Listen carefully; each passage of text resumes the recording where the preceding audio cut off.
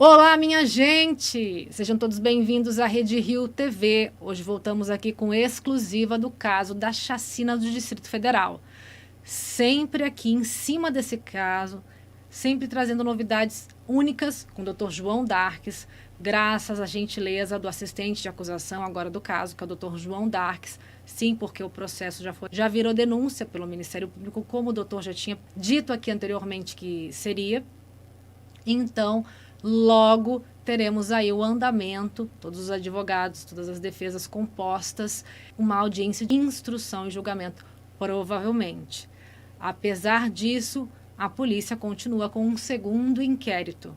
Continua com um segundo inquérito para tentar, de repente, encontrar mais pessoas ou um grande motivo para algumas coisas que ainda não estão esclarecidas, que a gente vai entender agora, conversando com o Dr. João Darques. Dr. João Darques, bem-vindo mais uma vez aqui. Opa, tudo bem? Boa noite. Boa noite. A todos. Bonito relógio, doutor. Gostei. Oh. Doutor, o que o senhor traz para a gente hoje desse caso macabro da chacina no Distrito Federal?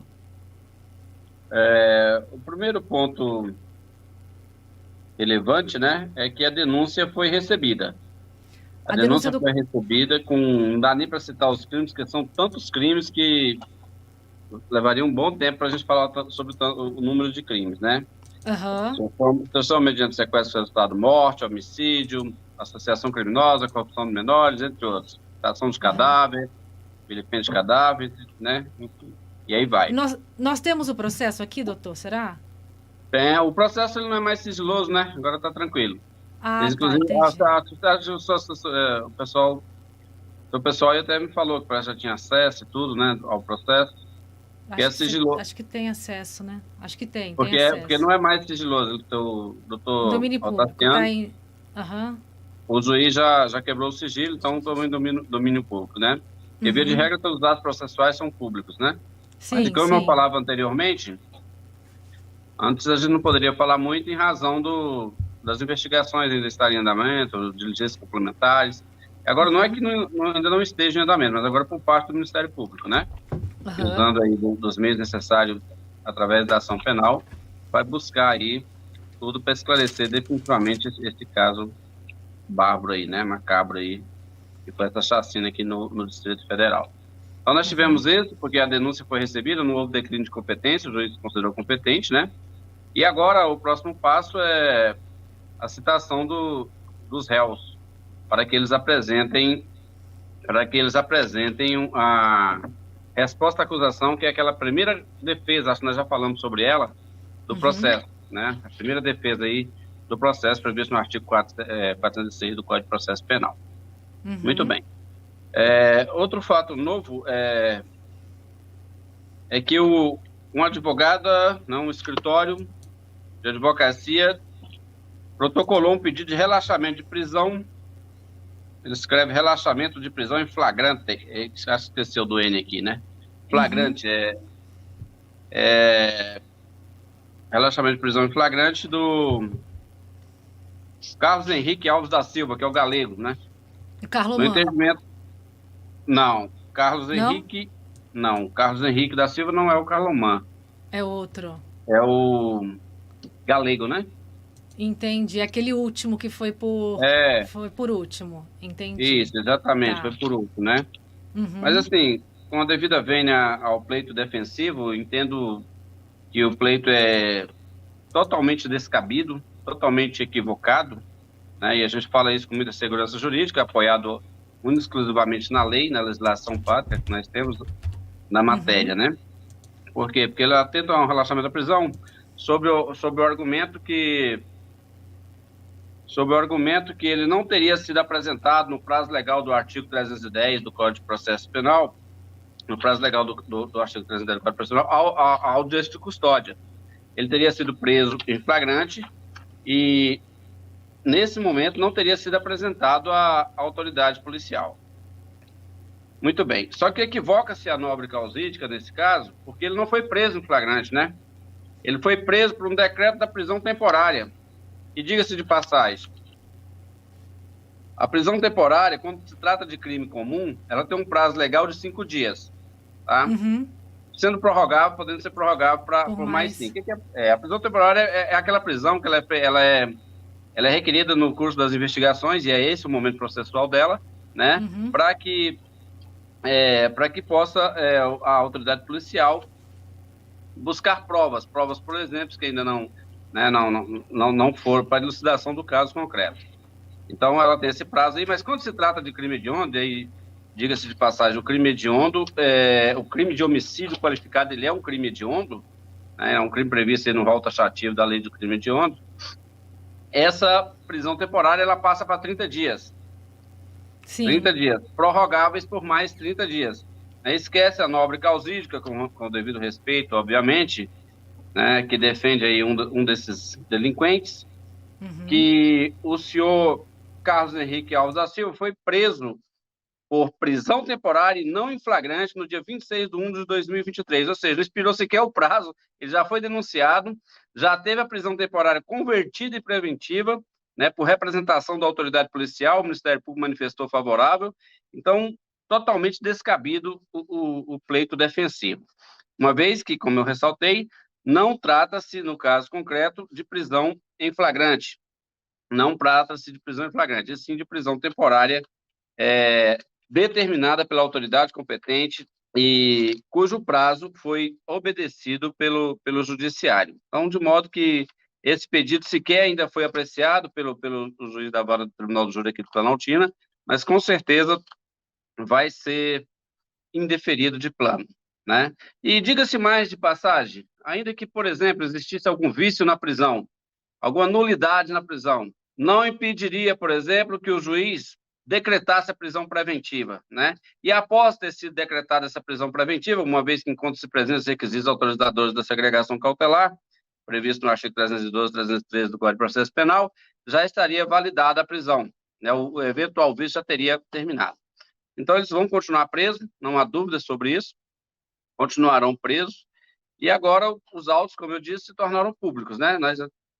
Parecem 400 e poucas visualizações desses autos aí já, entendeu? E com certeza no trâmite da instrução vai esclarecer mais coisas que realmente estavam ocultas. Quantas páginas tem já o processo? Mais de 1000. Já, de início.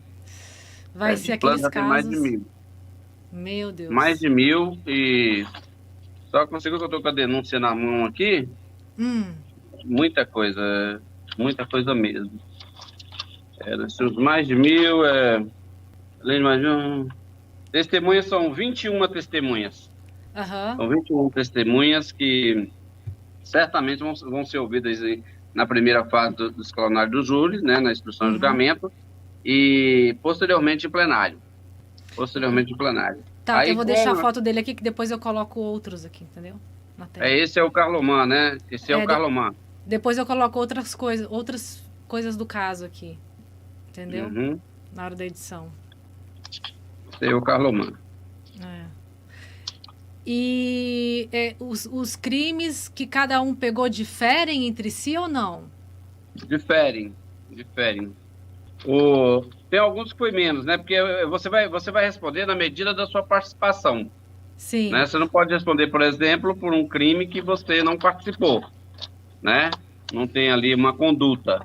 Então, por isso que difere. Alguns são mais, outros menos, mas diga-se de passagem, todos aqui são muitos crimes. O Carlos Henrique, que é o galego, ele vai responder pelos crimes previstos no artigo 148, né, que é o crime do Código Penal, e o crime de homicídio. Fabrício, que é aquele que... Ele vai responder aí pelo crime de extorsão mediante sequestro, resultado morte, né? Pela ocultação de cadáver, né? Pela associação criminosa, o roubo, né? Crimes aí previstos, inclusive, na lei de crimes hediondos, e certamente também vai ter uma pena altíssima. Agora, os que tem mais crimes vai ser o Gildeon, o Horácio, o Carloman dos Santos Nogueira, né? Esses são os que realmente vão responder por mais condutas delitivas. até por serem ali considerados os mentores ali também intelectuais do crime até agora. Ocultação de cadáver, Tudo. incineração do corpo. Destruição de cadáver, ocultação de cadáver, todos eles vão responder. E o esquartejamento em si é um outro tipo de homicídio? Nós diríamos que é cruel, né? É uma qualificadora do homicídio. É uma qualificadora. Uma qualificadora do homicídio, né? Uhum. A morte por asfixia, por exemplo, você estrangulando e tal, também é uma qualificadora.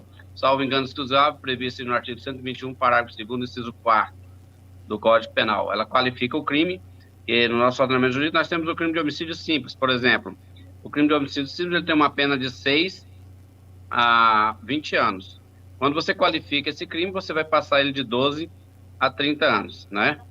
E considerando que essas pessoas não são tecnicamente primárias, ao sentenciar, porque quem julga é o tribunal leigo, tudo bem, ótimo. Uhum. Mas quem vai sentenciar é o juiz togado. É o juiz. Ao fazer a dosimetria da pena prevista no artigo 59 do Código Penal, ele vai levar em consideração os antecedentes, né, a reincidência, a personalidade do acusado, os motivos, as circunstâncias que se deram ao crime. E certamente a pena não vai vir no seu mínimo, nesse seria de quesito 12 anos. Especialmente nesse quesito do Marcos, né? Do que aconteceu com ele, meio cruel. Sim. A dosimetria vai lá para cima. As crianças, entendeu? As crianças, o menor incapaz, vulnerável. Eu acho que não houve morte aqui sem crueldade. É horrível esse caso, realmente. Não houve morte. Difere daquela situação, por exemplo, difere daquela situação, por exemplo, que o cara vai lá e mata, por exemplo, o seu algoz, porque ele estuprou sua filha. É uma situação completamente distinta. Ele vai responder por homicídio na sua forma simples, ainda vai ter o privilégio do parágrafo 1º aí do Código Penal, vai ter uma pena reduzidíssima. Aqui difere de tudo. Aqui foi com várias qualificadoras, tem o motivo torpe, tem a qualificadora da asfixia, né? Enfim, entre outras aí, delineadas no Código Penal, ali no disposto do artigo 121, parágrafo 2º. Uhum. Então, certamente terão uma pena bem alta.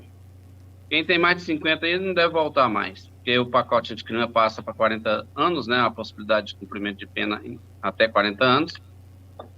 Então, agora, que nem no caso do Fabrício, né? E desse Carlos Henrique, ainda existe possibilidade, porque são pessoas jovens ainda, né? E a pena, eles não participaram de todas as condutas. Fabrício é o gordo? Isso, Fabrício eu quero que ficava o vigilante lá do cativeiro. Chamado de gordo, né? Por isso que eu tô falando. Assim. Vigilante lá do cativeiro. Entendi. Exatamente. É muita gente, né? Então tem... Eu achei que o Fabrício também estava nessas crueldades todas. Então, o Horácio, o Gideon e o Carlomão, o executor, né? O Fabrício, ele, por exemplo, quando ele fica ali vigiando as pessoas no cativeiro, né, e posteriormente elas estão mortas, ele participa da conduta nuclear. Óbvio. Do tipo penal. Ele participa, ele só não vai ser o executor, mas ele é partícipe. Claro, né? Até o menor, mesmo tendo fugido, ele é menor. Eu expliquei, né? Eu já expliquei anteriormente aqui que o partícipe é aquele que instiga, auxilia ou induz, né? Então, se ele não tivesse vigiado essas pessoas, mantido essas pessoas ali no cativeiro, em cárcere, privado ali, com certeza eles não teriam tido o êxito como tiveram, por exemplo, de estar ceifando a vida dessas pessoas. Inclusive do Marcos ali dentro, né? Sim, e no caso do se o outro menino lá não fosse menor, por exemplo, tivesse 18 anos, ele, mesmo tendo fugido no momento do esquartejamento do Marcos, ele também seria uma pena pesada, porque ele não denunciou, ou não? Pois é, só que aqui a denúncia está vindo que ele auxiliou, viu? Ah, é? É, que ele ajudou na prática dos crimes aí. Nossa, então ele não teria fugido, como ele falou, se assustando com ele com a questão depois, né? Ele foge depois, e enfim, mas ele também teria auxiliado aí nas práticas delitivas lá, com relação ao Marcos, né? Isso. Na hora que sequestram o Marcos, na hora que o Carlos manda o tiro no Marcos, ele estava lá presente. Exatamente. Ele evade só quando acontece aquela questão brutal, né? Exatamente. Só quando acontece aquela questão brutal. Agora, obviamente, vai vir muito questionamento pelas imprensas, aí eu falo todo em rede nacional, né? Agora vai estar aberto aí para todo mundo, né? Obviamente, vai vir muitos questionamentos. Eu acho que tanto a polícia quanto o Ministério Público trabalharam muito bem, né? Respeitando os prazos aí estabelecidos na legislação processual. E a ação penal é isso, ela vai buscar novos elementos. Para isso que a denúncia existe, né? Aqui pode ser requerida perícia, rolar testemunhas. O artigo 189, por exemplo, do Código de Processo Penal, ele autoriza, inclusive, após a instrução criminal, que seja requerida nova testemunha, que, por exemplo, ficar sabendo ali naquela sentada, que não teve ainda notícia, que ainda não participou do processo, e essa testemunha sai, o nome dessa pessoa sai, é possível requerer a oitiva dessa pessoa após a instrução criminal, né? E eu acredito que deve sair mais coisas ainda. A questão do comparsa aí, né? Agora nós podemos falar que existiu uma rixa entre o Marcos, o Gideon e o Horácio, né? Teria um comparsa, esse comparsa tem que aparecer, né? A gente vai procurar os meios legais para ir atrás desse comparsa. Tem outra pessoa, então, ainda? Porque é complicado, porque nos depoimentos que o Marcos teria tido uma briga muito séria com o Horácio e com o Gideon, né? E, inclusive, teria ameaçado de matá-los, né, nessa briga. E quem teria avisado eles seria o comparsa do Marcos, entendeu? E aí dá para começar você ter uma nova avisado eles do que, doutor? Desculpa. Avisar, por exemplo, por uma briga lá entre eles, ele teria ameaçado, segundo narra o depoimento, né, o interrogatório na delegacia, o Marcos teria ameaçado o Gideon e o Horácio. Teria ameaçado de morte, né? Mas como? Por trás. Como funciona isso? Uma pessoa estaria vendendo a chácara que o Marcos queria se apropriar. E aí, o Marcos e uma outra pessoa chamaram, parece, o Gideon e o Horácio, segundo o depoimento do Carlomán, né? Chamaram o Gideon e o Horácio para matar essa pessoa. O Marcos teria chamado. Muito bem. Só que existia mais uma pessoa, comparsa do Marcos, que foi lá no Gideon e no Horácio e alertou eles. Peraí, então, deixa eu ver se eu entendi. O Marcos tinha uma rixa com o Gideon, já estava com tinha um comparsa, e já tinha uma rixa com o Gideon e com o Horácio, mesmo eles morando na terra que era supostamente dele, e o Marcos já estava pensando em dar um fim no Gideon e no Horácio. Por trás dos bastidores. Pelo menos é exatamente o que o Carlomán fala. Ele teria mandado matar essa pessoa. E ele pediu o Gideon e o Horácio para matar essa pessoa. Ótimo. Pediu para matar essas duas pessoas. Só que a pretensão dele era o seguinte: depois que essas pessoas matassem esse algoz dele, né, esse desafeto dele, ele iria matar o Horácio e o Gideon. Queimar arquivo.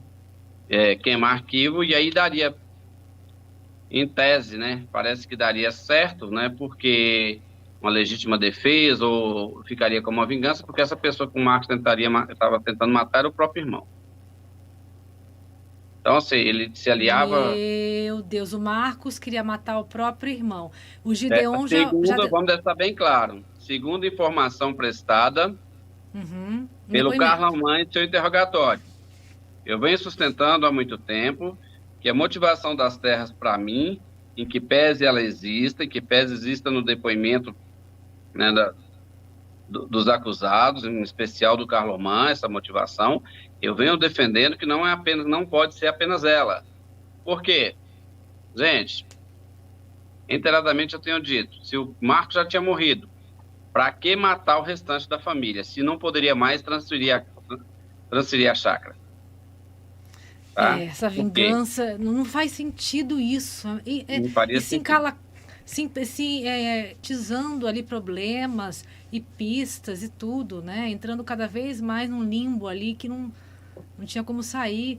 É esquisito demais isso. Quer dizer, Então é isso.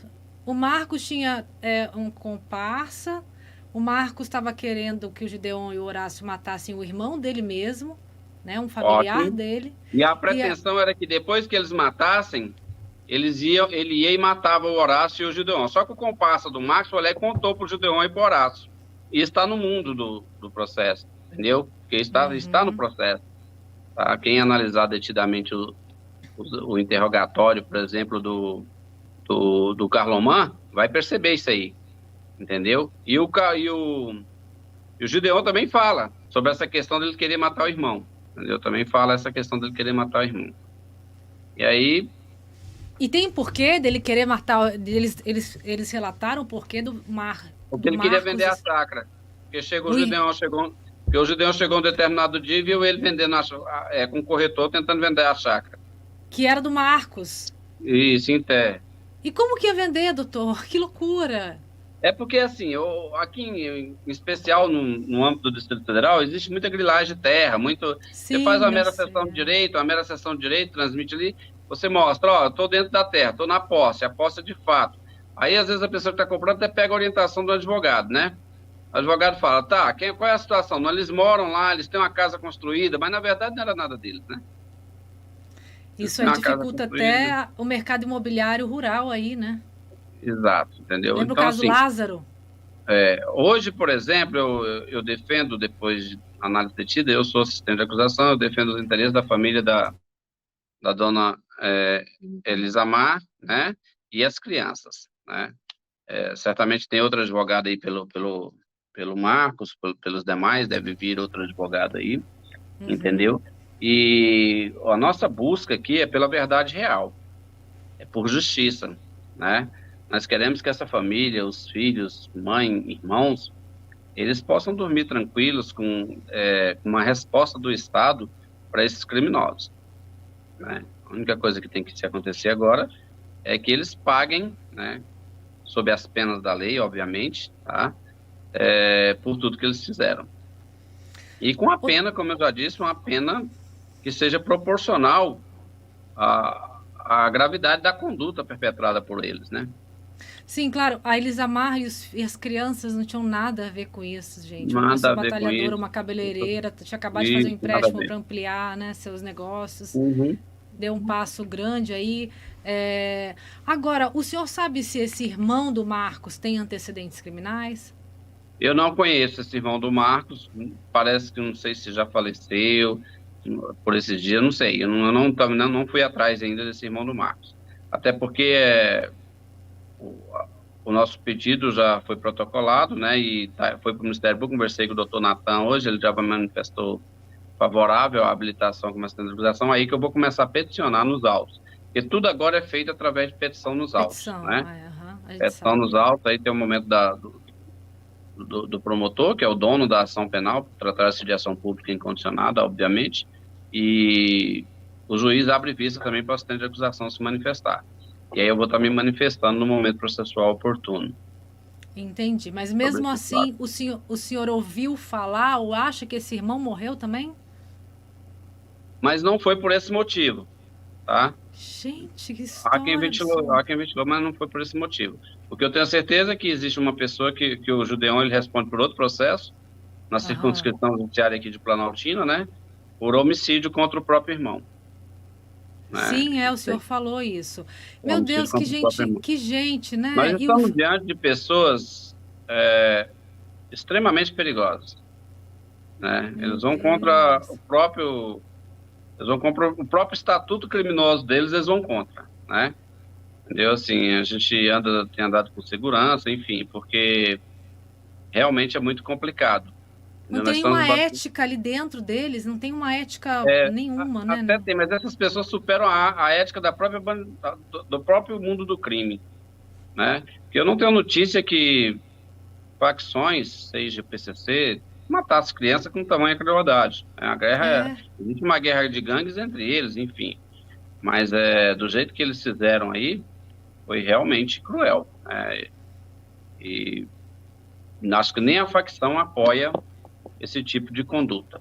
Exato. Tirando os 3 de Belford Roxo, que tem 3 meninos aqui que eu não sei se foi ou se não foi, não sei como está a investigação. Eu nunca ouvi falar que o tráfico matasse criança.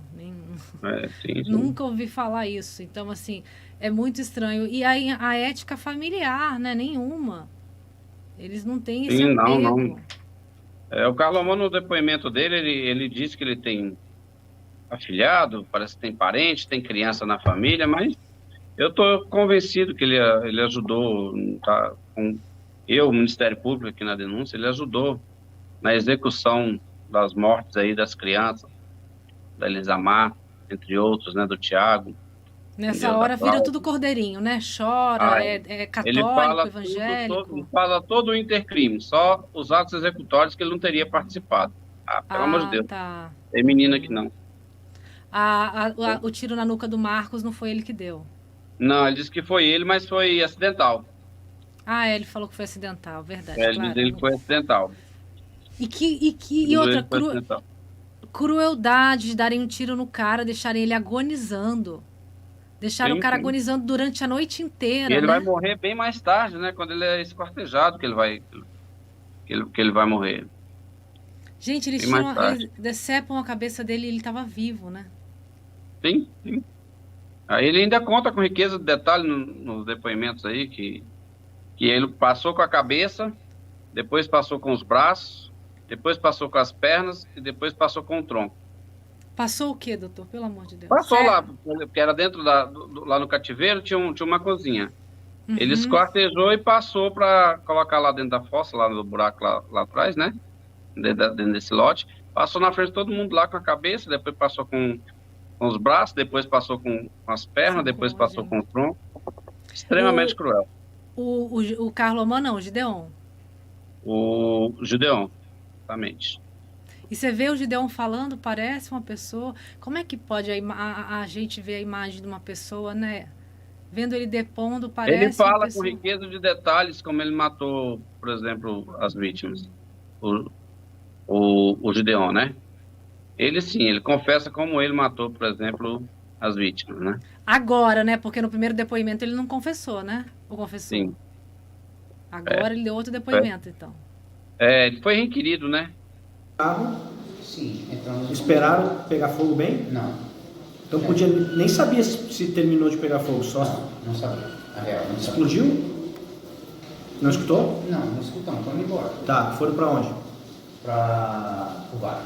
Tá, então nesse momento, Gideon... Minto.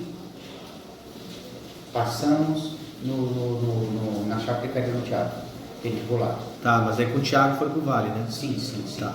Então, nesse momento, Gideon, nós temos o Marcos enterrado, sim, a Elisamar com seus 3 filhos mortos, carbonizados. Vocês buscaram o Thiago, sim, e lá no vale, no cativeiro, tem as 2 esposas do Marcos, as 2 filhas do Marcos, sim, e o Thiago. Sim. Né? Isso.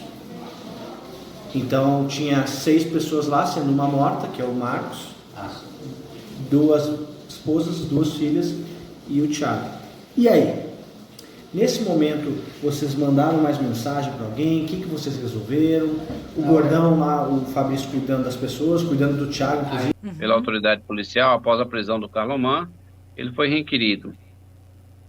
E aí ele fala como foi que aconteceu. Por exemplo, a morte lá onde estava ali, a senhora Elisamar e os seus filhos, né? Ele fala com aquele detalhe. É arrepiante. Aí eu defendo mesmo e não tenho medo de dizer. Há pessoas que tentam falar que a gente tem que tomar cuidado, e acho que a gente tem que tomar cuidado, mas primeiro a gente tem Deus, né? Acima de tudo. Se eu estou aqui, se Deus me colocou aqui para ser esse assistente de acusação, eu vou falar tudo que tem que ser dito. Tudo que ser dito. Tudo que tem que ser dito. Entendeu? E assim, a verdade tem que vir, né? Porque a gente tem que achar essa verdade real, porque a família né? merece, a sociedade merece saber quem são essas pessoas, porque até para se precaver em eventual soltura, né? A gente não sabe, o ordenamento jurídico muda todo dia, a gente não sabe como vai ser o futuro, né? Com certeza. Então, tem pessoas aí que pegaram menos crimes, são pessoas jovens ainda, um dia ainda estarão em liberdade, E a sociedade tem que saber quem foram essas pessoas, até para se precaver, né? Com Porque elas vão viver no certeza. nosso meio aqui, né? Se a gente não falar a verdade do que eles são capazes, a sociedade pode ficar indefesa ainda, né? Com Acontece certeza. Ó, muito isso. gente, fazem cara de bonzinho, fala mansa, é complicado. Se você aí tem alguma notícia, alguma informação extra do caso que ninguém saiba e que você quer declarar em oculto, entre em contato com a gente, que o sigilo da fonte é garantido no jornalismo, tá? Então, qualquer coisa que você saiba que possa ajudar nesse caso, nessa investigação, também a gente está aqui, a Rede Rio. Quero muito ler esse processo, porque tem muita coisa aí que não dá para entender. O crime continua sendo sem lógica, a motivação, para mim, continua nebulosa, né? Se você pegar... É uma teoria. Uhum, Eu não, enfim, eu acredito sim na motivação da questão da chácara também, como foi oferecida a denúncia pelo promotor de justiça aqui, atuante perante a vara do Tribunal do Júri, o doutor Natan, já disse que é um excelente profissional, já foi delegado de polícia, promotor. extremamente competente, entendeu? Uhum. Mas assim, se nós pegarmos todo o contexto mesmo do processo, fazer uma análise detida de tudo que eles falaram, de tudo que aconteceu na vida dessas pessoas, a Terra não é a única motivação. Tá? Porque imagina você, deixa eu ver um exemplo aqui. Por exemplo, a gente não tem a personalidade inclinada para a prática de crime, né? Eu te chamo para roubar um banco, né? Aí a gente vai lá e rouba 1 milhão, certo? 500 mil para mim, 500 mil para você. Aí eu mando a polícia te prender depois, por baixo dos panos. Imagina o ódio que você vai ficar de mim. É mais ou menos o ódio que o Horácio e o Gideon ficou aí Entendi. do Marco. Mas é uma recorrente isso em crime, né, doutor? Queima Sim, de sim. arquivo é uma recorrente aqui. Tem vários casos. A pessoa manda a melhor amiga fazer isso, depois manda matar a melhor amiga. É, Contrata um assassino de aluguel, depois manda matar o assassino de aluguel. enfim. Exatamente, assim, mas o grande problema é que vazou, né? A situação que iria, que o Marcos Vazou mataria. antes. E por que esse comparsa vazou, será isso? Porque ele era ali do meio de todo mundo. Mas eu não sei quem é ele ainda. Ainda. Nem eu disse, nós vamos peticionar nos autos, entendeu? Existem agravantes meios legais, o Estado, o Ministério Público em especial, tem um aparato, né, incrível, e eu acredito que ainda possa aparecer. Gente, evita de mandar matar alguém, tá? Porque você vai se dar mal, já falei aqui outro dia. Então evita de mandar matar, assim, né? Nossa, esse povo totalmente louco, totalmente sem noção, sem estrutura para nem para uma associação criminosa, nada. Muito, ao Deus dará mesmo. Vamos matar ele, morreu, agora vamos esquartejar e vamos pegar o outro, levar para não sei aonde. O Tiago tinha algum antecedente criminal, o marido da Elisamar? Tinha. Tinha? Qual que era? O que o Thiago tinha ali na. O Thiago era o quê? Aí, só ver com minha assessoria aqui. Tá. Eu acho que ele tinha, ele já teve envolvimento com a polícia, negócio de carro roubado, né? Já teve envolvimento. Mas nada justificava, por exemplo, a morte dele, né? Porque parece que por derradeiro ele estava tranquilo, estava vivendo com a família dele, estava, enfim. E eu vejo também uma questão de vingança aí, porque não tinha necessidade de chamar essas crianças lá, não. Eles amar? Pra que chamar? Nem as moças, né? Ninguém, né? Nem essas mulheres, Não essas tinha. moças. Tem que ver Foi se um esse ódio muito grande, uma crueldade muito grande. Não tinha necessidade de chamar. Meu Ou eles Deus. se sentiram tão ofendidos assim que o Marcos era amigo deles e ia mandar matar eles depois como se nada fossem? Depois de tantos anos de amizade? Não sei, pode ser também, né? Porra, a gente ia fazer uma É coisa uma pra você, ia hipótese matar. que não pode ser descartada, né? Até, filosofia do crime aqui, né? E A a gente chama. Elisamar nem era do vínculo familiar deles ali, não. Pois é.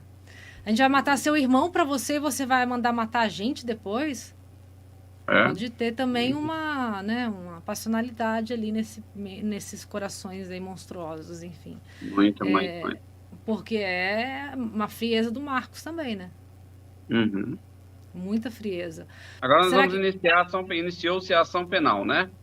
A ação penal é aquela que nós já falamos sobre o rito do júri aí, né, para levar esses cidadãos aí até a pronúncia. E o senhor Aí. ainda está achando que o julgamento pode ser nesse semestre? Vai estar no Guinness Book, né? Sem querer, eu acredito que sim. Os pleitos defensivos, eles não estão, assim, com o devido respeito, a devida vênia, né? Eles não são capazes, nesse momento, de protelar. Mas se entrar os advogados, como a gente falou, midiáticos, aí pode esquecer, né? Não, eu entendo também que um caso tão complexo, de uma repercussão como esse, os julgamentos são rápidos, de eventuais... Você acha que todas as instâncias ali vão Porque é deliberar o seguinte, rápido? tem uma regra no processo penal que é o seguinte, não existe excesso de prazo, por exemplo, né, quando ele é provocado pela própria defesa. Não existe excesso de prazo quando ele é provocado pela própria defesa. Então, não é inteligente ela ficar provocando entendeu? Entrando com recursos meramente protelatórios. Que a gente tem muito caso aqui que, até agora, caso em Borel mesmo... E hoje essa decisão, antigamente não, mas hoje é muito tranquilo. Hoje você pode entrar com recurso. A hora que chegou na segunda instância, eu vou para o STJ, eu vou entrar com recurso especial. Isso, exato. Né? Mas só que tem um problema. Agora a posição do STJ é o seguinte, você pode até recorrer para o STJ, mas você vai ser julgado. O recurso não impede você ir a julgamento. Essa é a posição jurisprudencial do STJ. Entendeu? Entendi. Então o recurso não impede. Então você vai ser julgado. Por isso que eu acredito que vai ser sério esse julgamento aí. Então logo podemos ter a AIJ, né? Sim, sim. Agora vai ter uma AIJ de uma semana, né? Porque eu tanto testemunho. Eu vi esse povo tudo. E assim, se for todo mundo intimado.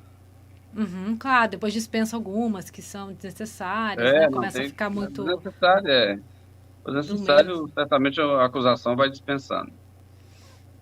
Mas são muitos réus. Tem algumas regras no processo penal, assim, que eu não posso falar aqui porque eu não estou pela defesa, entendeu? Então, assim, pelo que eu vi aqui até agora de pleito defensivo, vai ser tranquilo para a acusação. Muito tranquilo. Entendi. Mas agora a investigação passa a ser só do Ministério Público. A polícia já não tem mais, não atua mais no inquérito, né? Não, ela pode abrir outro inquérito, inclusive. Um segundo inquérito, terceiro inquérito. Segundo inquérito. Para outras pessoas, a polícia, tá? certamente, sim, claro, é verdade. Doutor Ricardo, doutor Aquiles lá, o pessoal que fizeram um excelente trabalho, né? Eles certamente estão nas ruas, né? Para ver se comparsa, ver tudo isso direitinho, né? Entendeu? Fechar bem ali. Eles estão... Né, que tem informações que nem vêm para o inquérito, que ainda são apenas meras investigações, não foram reproduzidas, por exemplo, nos autos, né? A polícia trabalha, ela é para isso. A polícia judiciária é uma polícia, né, que é investigativa. Ela vai na busca da autoria, da materialidade.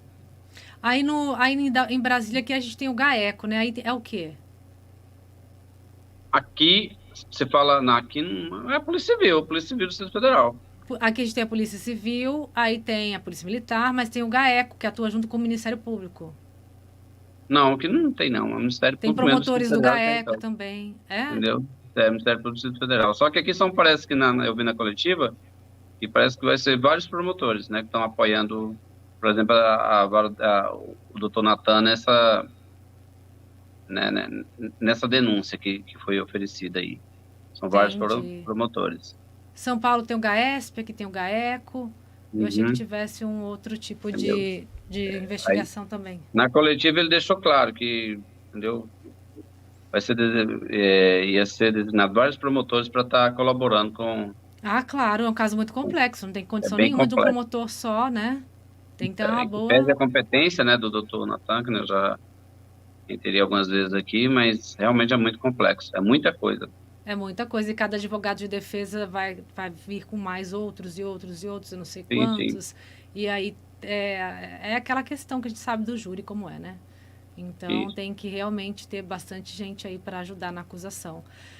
Doutor, eu vou me inteirar do processo antes de finalizar essa matéria e também vou acrescentar mais coisas aqui, provavelmente. Ok.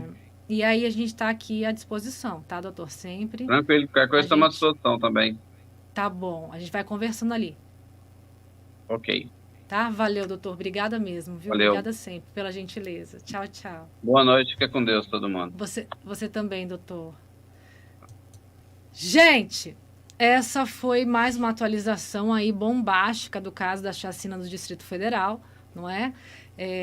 São detalhes que deixam a gente... Esse caso está se tornando um case criminal também. Ele vai deixando a gente cada vez mais assustado, cada vez mais chocado. E os adjetivos ali vão faltando, começam a faltar. Então, temos aí o Marcos, partindo tudo do Marcos, né? Não como algoz da sua própria família, mas algoz dos seus melhores amigos e do seu irmão, né? Então, pelo que parece, ele queria matar o Gideon e o Horácio, seus comparsas, seus colegas de prisão. Pelo menos o Gideon era colega de prisão dele, não sei se o Horácio era, não me lembro. E ele que morava na chácara deles, com eles, né? E ele se dividia entre a casa e a chácara. O Marcos, que era de posse, de grilagem, não era dele. E o Marcos queria mandar matar seu próprio irmão, porque o Marcos teria pegado seu próprio irmão tentando vender essa terra onde eles moravam. Então, uma bagunça, uma loucura esse caso. E não bastando isso, depois o Marcos ia mandar matar o Gideon e o Horácio, os comparsas dele, que iam matar o irmão dele para ele. Mas tem uma pessoa aí oculta, ainda no caso, que não se sabe quem é, que era comparsa do Marcos, que contou para o Gideon e para o Horácio que ele faria isso. E aí eles fizeram toda essa loucura, né? Esse crime macabro que nós estamos vendo. E eu acredito que muita coisa ainda, muitos detalhes sairão deste engodo. Um engodo familiar trágico, triste. Não existe uma morte só nesse caso que não seja absurdamente cruel, né? E envolvendo crianças também, pessoas que não tinham nada a ver com isso. E agora a notícia de que talvez o próprio irmão do Marcos já tenha morrido também. Não sabemos como, porquê, nem...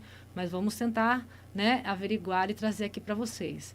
Tá bom, gente? A gente está seguindo esse caso à risca e exclusivas mesmo do caso da chacina. Vocês vão ver aqui, vocês verão aqui na Rede Rio. Tá bom? É isso, fiquem com Deus. A gente vai começar a narrar todos os depoimentos do caso. E para quem já conhece, como foi no caso Flor de Lis, e é isso. Sempre em cima do caso, sempre em cima da notícia e co-investigando. Agora vamos pegar esse processo e vamos destrinchar essas 1000 páginas para tentar entender essa dinâmica toda, tá bom? É isso, fiquem com Deus e até mais.